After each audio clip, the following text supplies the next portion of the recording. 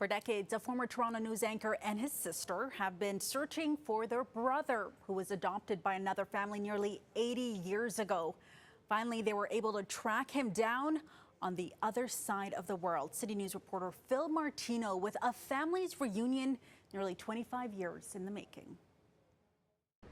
70-year-old Jack Roe, a retired journalist, and his 81-year-old sister, Maureen Scott, had no idea they had a brother until after their father died in 1999.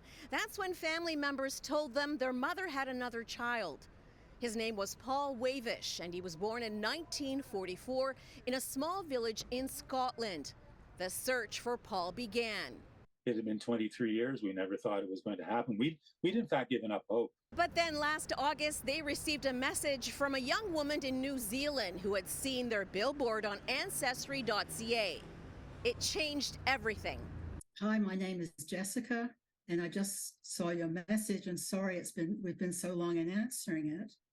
But the particulars that you've listed about the person you're looking for closely match my grandfather, whose name is also Paul.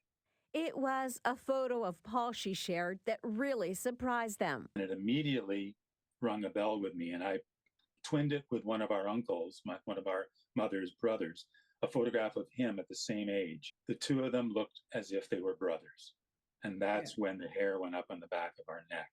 They determined 79-year-old Paul Wavish, who had moved from the UK to New Zealand as a child and who was unaware he was adopted, was indeed their half-brother.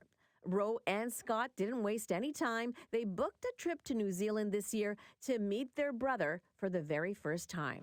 Had to be. How are you? Hello. See you, lady. And there are the two of us with our arms out running down the corridor. And Paul's saying, here they are, here they are. It was amazing. It was unbelievable, really.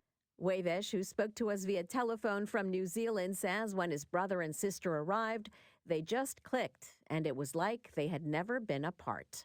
We just grasped each other, I suppose. Well, we did. And my wife, Kath, was with me, and Maureen, and it was a very, very emotional moment for me. Once the tears stopped, the siblings say it was a family reunion. Roe and Scott stayed in New Zealand for nearly a month, but it wasn't long enough. They plan on returning so they can continue to get to know their brother on the other side of the world. Fil Martino, City News.